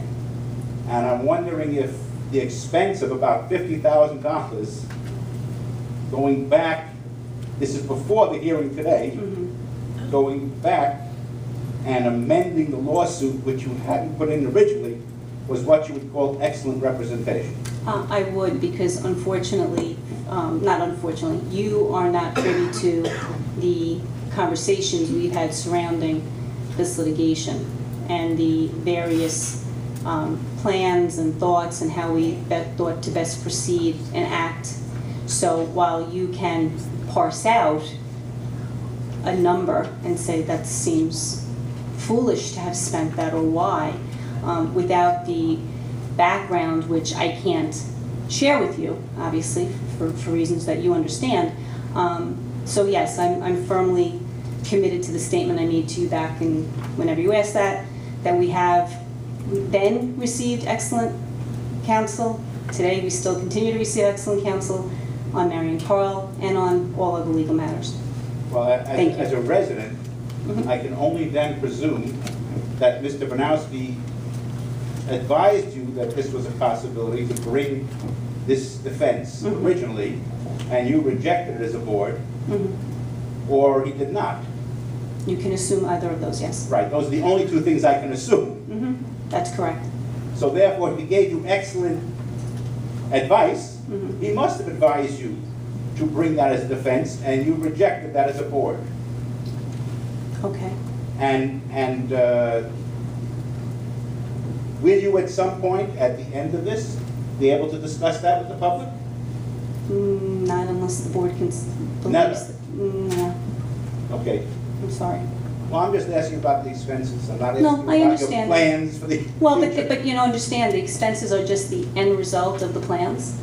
And certainly, I mean, you can appreciate in your own life, you plan to do something, you move forward in that path, and then, ooh, suddenly, you know what? Maybe better to go this way now. And so as a result, you've spent additional funds, and I don't take that lightly, I never have. I fully appreciate, I spend my neighbor's money every day, and I don't take that lightly. None of us do. But that you're trying to parse out again, the end result of something that was very complex, dating back decades, Well, it seems half that- my life, it more seems- than half my life. It seems to me the judge had the same difficulty. Fair enough, thank you. You're welcome. Is there anybody else who'd like to come to the mic? Are you bringing some? I have something fun to show you. Oh, thank God. A little bit of fun. Yay. Kindergarten fun. Okay. Okay, can I just put it right up here? Sure, I guess. It's not going to explode or anything, right? Okay. Explode, I don't do that type of stuff. Okay. I'm not like in the mad science world. This is something just a tiny launch. Okay, that's okay. Wow, what is all of this? Sure, go ahead. I won't let it fall. My name is Jennifer Carpenter, a parent of a 5th grader at Burke, a 1st grader at Indian Hollow, and a 3-year-old preschooler. He's a little meatball, his name's Andrew. I'm currently the field trip director for Schmidt's Farm in Melvin, and some of you might know me as the pumpkin lady. You've come to our field trips. My love of learning started here in Commack School District in Mrs. Goddard's kindergarten class at Winnie Commack in, dating myself now, 1977. It continued through multiple hands-on experiences through the years, with my most memorable being the summer marine biology program under the late Alan Katz, a teacher who not only believed in me, but taught me to believe in myself, a quality I see in my children's teachers and principals at Indian Hollow and Burke today. I always knew I wanted to be a teacher. After receiving my bachelor's and master's degrees in education and 3 teaching certifications, I taught special education and kindergarten at Half Hollow Hill School District. At the time, we were encouraged to use the Math Their Way program, in addition to the multi-sensory and multidisciplinary approach I developed by collaborating with my supportive and dedicated principal, Mary Vitaliata, as well as the cooperation and input from the amazing speech, occupational, and physical therapists on our team.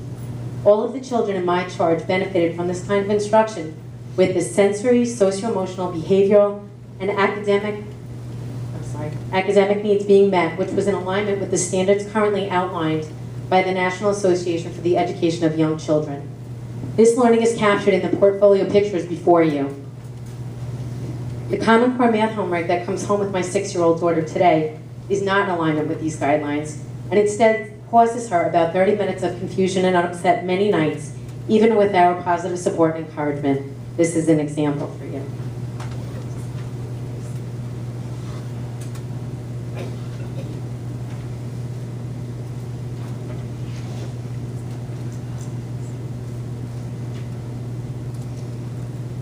Formal assessment of children was done in my kindergarten class with the Baines Readiness Test, consuming no more than 4 hours for the entire school year. Anecdotal reading ELPs were conducted as a school, individually given by me in the spring and fall, measuring each child's reading readiness as well as strategies used while working with books. This took no more than 2 hours per child for the entire school year, leaving valuable time for hands-on learning and authentic assessment. Our assessment practices were again in alignment with the National Association for the Education of Young Children's recommendations, where multiple assessments were developmentally appropriate and gathered from realistic settings and situations, truly reflecting my students' actual performance and love of learning in the classroom. Dr. James, I am deeply grateful for your dedication to and hard work in implementing the unnecessary testing legislation that you're working on with Mr. Israel, who, his daughter Alana, when we spoke at the education rally, I was one of the teachers on the team that was with her when she was in 2nd grade over at Palma. I'm grateful to our very gifted and dedicated teachers and administrators who are doing their best to include tried and true practices for our youngest learners in this changing world of education. I know our hands are tied in many ways by federal and state mandates, but I really would love to be able to work further together to bring a more authentic learning and assessment back to our amazing Commack classrooms. And I'm here tonight to ask how we can do this together more as a team. How can we bring hands-on learning where children are interacting with their environment and playing the way they need to play? As your youngest daughter's in kindergarten, the stuff that's in front of you is the kind of things, this is the way children learn. We want to see that brought back. We want to see what I had in Mrs. Goddard's kindergarten class back at Winnie Commack, when I was making Jell-O in the kitchen, which would be like blasphemous today, but doing all those great hands-on experiences, cooking with our kids, baking with them right in the classroom to teach them those real-life skills. How do we bring that back? How do we do this together? Before you say that, I'm gonna say Caitlin and Anthony? I have Andrew, who's Andrew and Daniel, my oldest, is 10. Okay, and very he's lucky. They're very lucky to have a great mom like you. So, thank you for sharing this. This is a wonderful portfolio. I don't want to offer it to everybody to see, but You're more than welcome. okay. So I'm gonna give this back to you though, because I'm cramping, I'm not gonna lie. My thumb. My thumb. So thank you. Okay, sorry. With that, I think your enthusiasm is contagious. Thank you. It certainly echoes what we hear all the time from teachers and parents and students, is that they want to see more of this in their classrooms. So what I'll suggest is that Dr. Pecora have a conversation with you about some of the things that you're doing and the field trips and so on and so forth, and are there ways for us to incorporate some of those into our, and I know you know this, our classroom day is really, really crowded. Absolutely. And a lot of it with things we don't want to do. So For doing that. very Thank much. you. very much, thank you. Is there anybody else? Oh, one more? I wasn't as prepared, so you sounded a little more eloquent, so I quickly typed something up, so forgive me for not. But my name is Stacy P., and I'm a mom of third grade twins in Commack School District, and I'm also a graduate of Commack myself. As a matter of fact, I think many other parents in the community also grew up in Commack, and being the love of learning and develop strong enough educational values to realize that staying in Commack can only benefit our own children and their future endeavors. And I have a lot of great memories of my teachers as well. Same thing about cooking in the classroom and a lot of hands-on activities. And those teachers really had a really good handle on me, because now I'm a teacher in Greenwich School District. So everything that I've learned in Commack, I brought with me to my classroom. Commack has always had extremely high standards. My fault just died. Or I heard you became into black. And I think that prior to Common Core, you were already creating college-ready and career-minded students. And I think that there is definitely a place for high standards and for creating those type of college-ready and career-minded students. I think that belongs in middle school and the elementary school level. My children, as I said, are 7 and are in 3rd grade. They go to school for 6 hours. They get off the bus.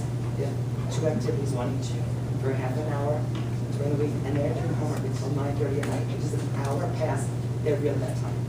There is no family time. There is no playtime. I haven't had a manicure in 3 weeks because I'm always doing homework with them. And it's just, I'm afraid, because I was also at the Test Act rally, and I heard what you said about your daughter, and my son's coming home the same way. He is just taken out of self-contained and went into an English classroom, and being mainstreamed out for all math and everything. Last year, he's now feeling inadequate and just sad about going to school. And as a teacher and as a mother, that breaks my heart.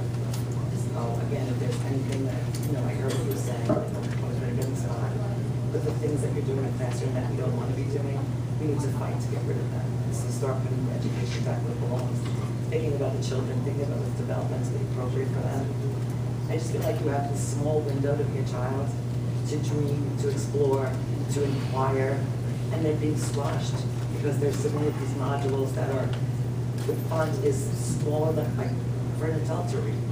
I teach 5th grade, the font, everything's smaller, things are friendly. It makes learning more exciting. I'm looking at these things and it breaks my heart. Just so that you know, we, the board, it totally understands and is in line with this. We know we do good things here. My children, one graduated, my son is a senior, so this has not touched him, and nor my daughter. And they have excelled. And they've excelled because of the fine educators that we have here, and we know that. And know that Dr. James, and you were there, he has continued and continues to work tirelessly. But we are restricted, and his words are, we have to advocate. We can't, it's advocate, not. Right, we fight to change the rule, we won't break the rule. Right. And so sometimes that's hard, because while we're fighting to change it, we have to follow it, and then this is the result. And just reflecting, just even like exactly what you're saying, that maybe just take a reflection on even just the math program, the elementary school level with the modules. They're teaching my son elapsed time, And they said that somebody was going to the mall, and they left the house at this time, and arrived at the mall this time. They left their house at 4 o'clock and arrived at the mall at 3:20. So how are you teaching elapsed time to a 7-year-old when it's not even edited properly? The clock should have been switched around. So my husband, numerous wrote 11 hours or whatever it was, and the teacher corrected it for 32 minutes, because that was, I guess, the time that was in the answer page. So, and I just feel, that's the kind of thing that's frustrating to me, because they're not really getting, they're not understanding what's going on. The books are, I just think they were hastily written, Sure. the modules, and I just think that maybe they should be used as a tool and not as a teaching curriculum, and that's unfortunately what's happening right now. So, yeah, certainly, I had 2 kids who graduated from Commack High School, flying beautifully, doing wonderful things, love learning, and you've heard my story about my little one, although when she was in pre-K, she wasn't in pre-K here, because you can just imagine, because it's a lottery, and if my kid got picked. So we didn't send her here, we sent her someplace else. And right away, she came home literally within 3 days, and said she didn't want to go back. Well, talk about break your heart. So when my wife asked, the teacher said, we have to get them ready for the Common Core tests. So part of the issue here has to do with Common Core tests, and the fact that staff are also then measured based on their performance, student performance on those tests, which is why 4 out of 5 of our board members here voted that we shouldn't be using those tests to measure teacher performance. So managing that is a component of something that, aside from the testing and the pressure that the teacher feels to do that, managing to sort of adopt and adapt these modules on the fly. Right. Because as you know, the kids are here on the fly. It is not easy. So getting to that place, and with our teachers, you know, we send a very clear message from up here that you know, we have to do this, but we also know that you're doing great things, that you're doing wonderful, authentic things. Do everything you can not to squeeze that out. But we do see that the work that's called for right now, which is myopic, and I use that word often, it funnels our kids and our teachers into this one hole, where, by the way, they don't necessarily need to be. You know, where they need to be here at, say, 5th grade, and then here at 8th grade, and then upon graduation. This idea that somehow we're going to do this every year, whether they need it or not, is really ill-informed on the part of the policymakers. Are there districts that need it? I don't want to speak for those districts, but they built it for them. They looked me right in the eye and said, we didn't really build it for you. Well, then why are you making us do it? And the question, they can't answer that question. I seem to think it's because they don't quite know how to tell those people they have to do it and these people they don't. So managing that moving forward, and you see what we did with the high school kids, my concern is that we start to lose that. Well, that's what I was thinking when I saw them. I said, here's a great example of pre-Common Core success. That's it. I mean, those boys were eloquently spoken, great ideas, and they were before Common Core. Sure. It was a perfect example. So we certainly appreciate you coming forward and sharing your concerns. Every day in the street I hear it. There isn't a day that I don't see somebody. As you might imagine, the parents of my daughter's class, when they see me. And everybody understands where we are, but we have to continue to fight the good fight. We're seeing some measure of success, but it's not enough. Well, the unfortunate thing, I think, and that was a me party, but my children are in the middle of it. And I feel like they're losing out on understanding what's developmentally appropriate. I don't think they're learning what's developmentally appropriate to teach 5th grade. The language that they're given in 3rd grade, and my son just, again, he's in the ICT class, I brought his homework to my 5th grade against one of my average students that could answer it. And I'm teaching the same thing that's on the scientific method. And when I spoke to the assistant principal, I was told that was the 3rd grade curriculum, just made me a little concerned, because when I asked my son to tell me about the scientific method in his own words, he knew every step, and he knew what they meant. But the language was just inappropriate. So I worry for them, and I worry for just their future, their love of learning. And, you know, I want to create lifelong learners in my children. I'm a teacher, that's what I want to do. Thank you. Thank you, Thank you for your Stacy. support. Oh, wait, I'm sorry. You know what? Yes, I'm sorry, just one second, because can you just stand? No, not you, honey, not you. I'd like so- to, if the board will indulge me, I'd like to stay where I am. Sure. Okay? I'll make. Yeah, hold on, we're gonna bring the mic to them because we can't hear you. I'm loud enough. Okay, now you are, yes you are. All that drama training, you know, we don't want it to go to waste. I have two quick questions in the interest of time. One, I wonder if you could let me know what the Cadodal Club does exactly? That, if I am not mistaken, that is a, for cancer. It's a, Okay. And the other thing I wanted to ask is, prior to the discussion of this, I too noticed some things with 13 and 14 on page 3 of 7. And I just wanted to ask on the Starboard Media Inc. and the FTA Consultants LLC, are those Commack companies, or are they from someplace else? they're Commack companies. They are? Yeah. Thank you. Oh, thank you. Okay, I'm sorry, I apologize. Okay. I know everybody's really tired. I'm going to just try to breeze through this. I didn't want to lose my nerve because time and time again I've tried to come here and I never make it over. And anyway, my name is Evelyn Eckerly. I'm a mom of 2 boys, a 4th grader in Burr and a 7th grader in the middle school. First, I would like to thank you, Dr. James, for working with Congressman Israel to create the test bill that aims to out-mandate a test in half. It's a start, but we definitely need to do a little more. I'd also like to thank Pam Verity for being a voice and representing many concerned parents time and time again at these board meetings. But now it's time for more parents to come and speak out against the Common Core standards.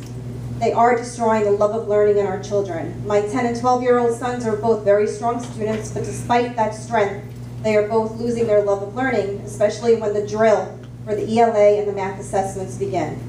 Both of my sons love social studies. Common Core and teaching to the test is now replacing social studies among other subjects such as music, art, and science in our schools. I am saddened and I am extremely upset that a curriculum matched to state testing is having such a negative effect on my children's love of learning.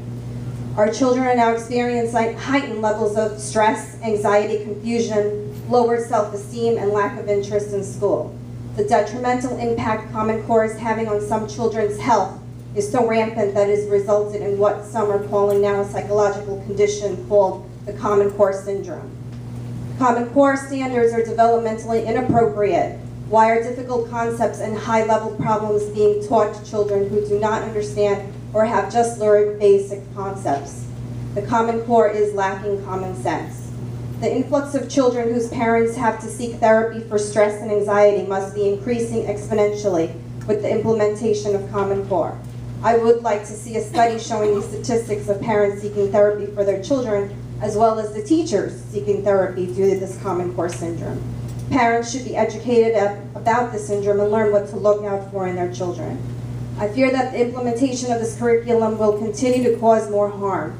How can administrators and parents work together to create a healthy learning environment and avoid having our children and teachers fall victim to this detrimental syndrome?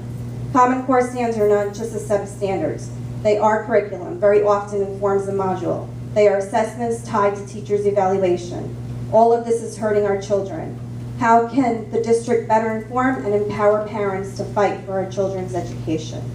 I appreciate your time. Thank you. Thank you very much.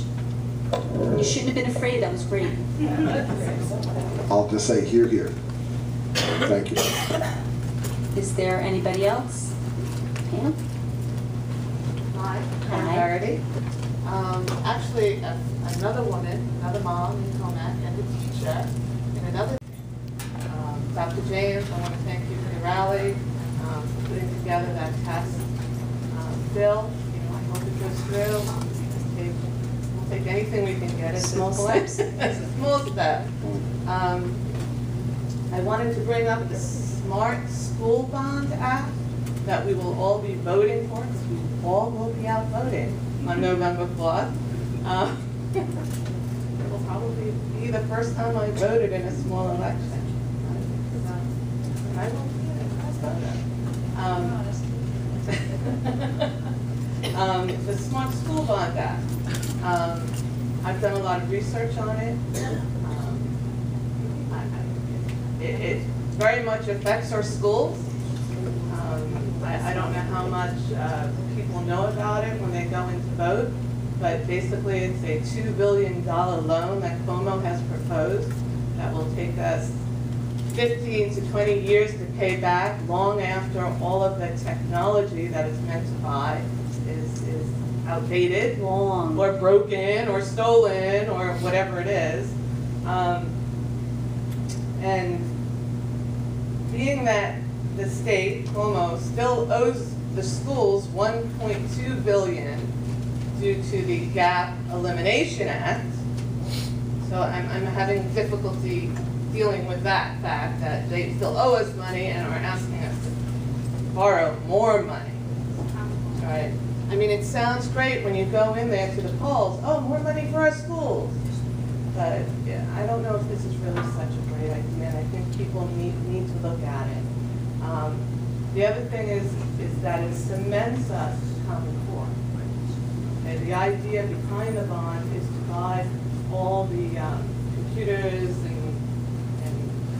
internet access and Wi-Fi in order to start using SMART, Common Core-based tests. And once they're in place, we will be cemented to this. What's also interesting is Cuomo created a commission to oversee this money. And who did he elect as the chairman of the commission? The chairman of Google. A little bit of a conflict of interest there. As our schools scramble to pay the technology costs required to administer the park exam with only partial compensation by the Smart School Bond, class sizes will probably get larger. As a parent, I would rather my children have a personal connection with a great teacher than be warehoused in a classroom dedicated to preparing for online Common Core-based tests. Right? The other reason why I always stand up, I know you don't get me. I know you don't know Oh, we what I get want. you, Pam. I know you don't know what I want. You always say your hands are tied and all these mandates and you can't break the laws. But see, I can. My hands aren't tied. I'm a mom, and when it comes to my children, I'm not a bear. I'm fierce. Don't screw with my kids. And all of the Commack moms are like that, and the Commack dads. And I feel as if we're not informed enough. We don't know what's going on. I say this time and time again on the state level. What's going on? We want to get involved. And it's not here. It's not at the PTA meeting. It wasn't at the Common Core focus group. I still don't know how to do this. I don't know where the forum is. Maybe we need a parent advocacy group where all these parents can get together with you and discuss all that we've learned. We're a resource. We spend hours upon hours reading about this stuff and talking with people from all over New York State. I've been to Albany. I know it's clear, but I've been to Albany. You know, I'm talking to legislators. Pam, let me do this. How about this? You and I will, you'll call me because you have my number. Yes, I do. And you'll get a group of your moms, the moms together, and we'll meet. All of you, me, them, and we'll talk. And you'll give me that information and we'll bring it back to the board and the superintendent and we'll try to come up with something. So call me tomorrow, okay? And I know you will. So that was not like a hollow, it is on speed dial. You know what? I want to sit down. You know, you say Common Core is here. You know what? It's not a conflict for me. Fair enough. Because I have children in school who are getting unfunded. I can't sit down and try. But we will sit down and talk. Okay, thank you.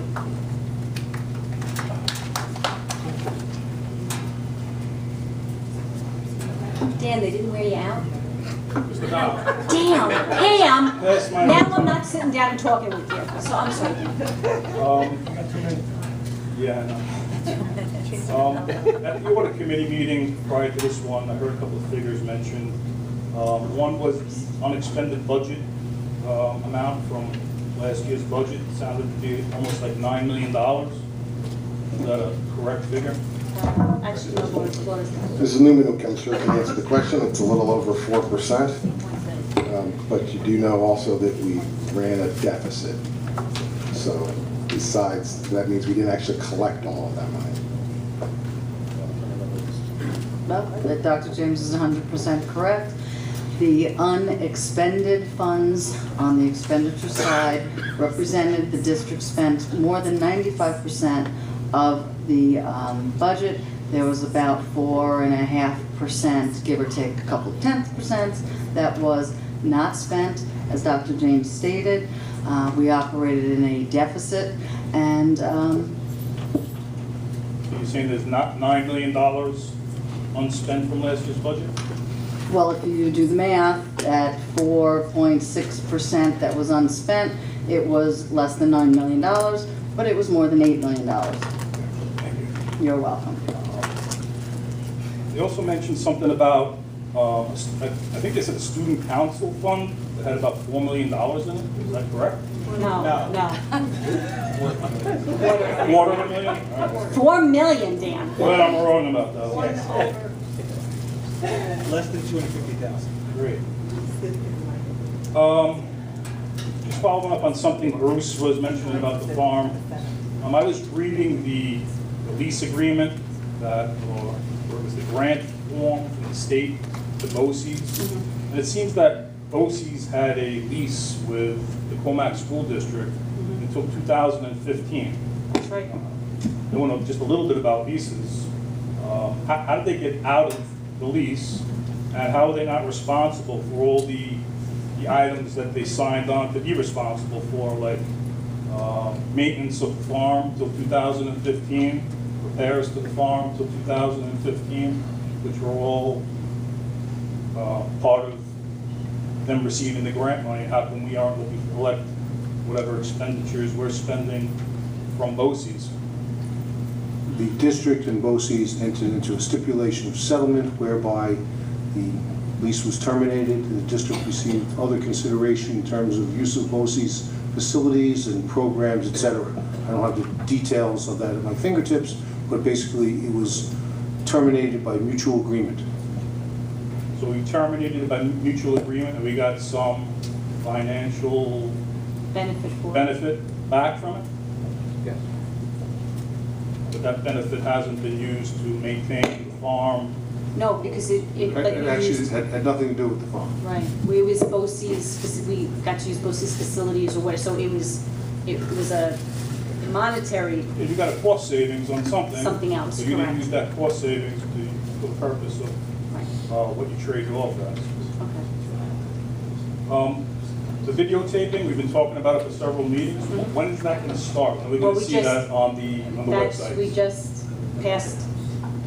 So just which passed. meeting? It's not going to be, obviously, it's not going to be this meeting because the gentleman Right, who the does next one, this the will be next November one. meeting. So the November meeting will be November. up on the website. It was fantastic. I like those meetings. So you won't be here then? Might not be.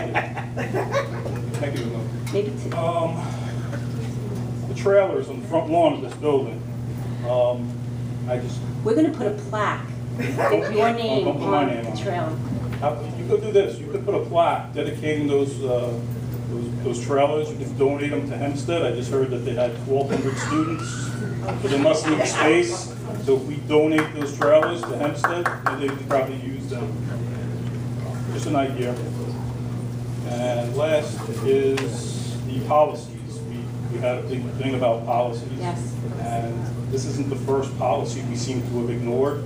So I just kind of got to ask yourself, why do we have these policies if we're not following the policies? That's why, I don't know if you heard what Dr. James said, we are actually engaged a company, they're going to come through, look through the book, look through the policies that we have, what's good, what's not, what's antiquated, what needs to be updated, what needs to be removed. Yeah, So we are. But if he comes and he looks at the policies and they remain in the book and you're not going to follow the policies, why Well, do no, we but spend now time? Every policy will have to be reread Right, and board approved.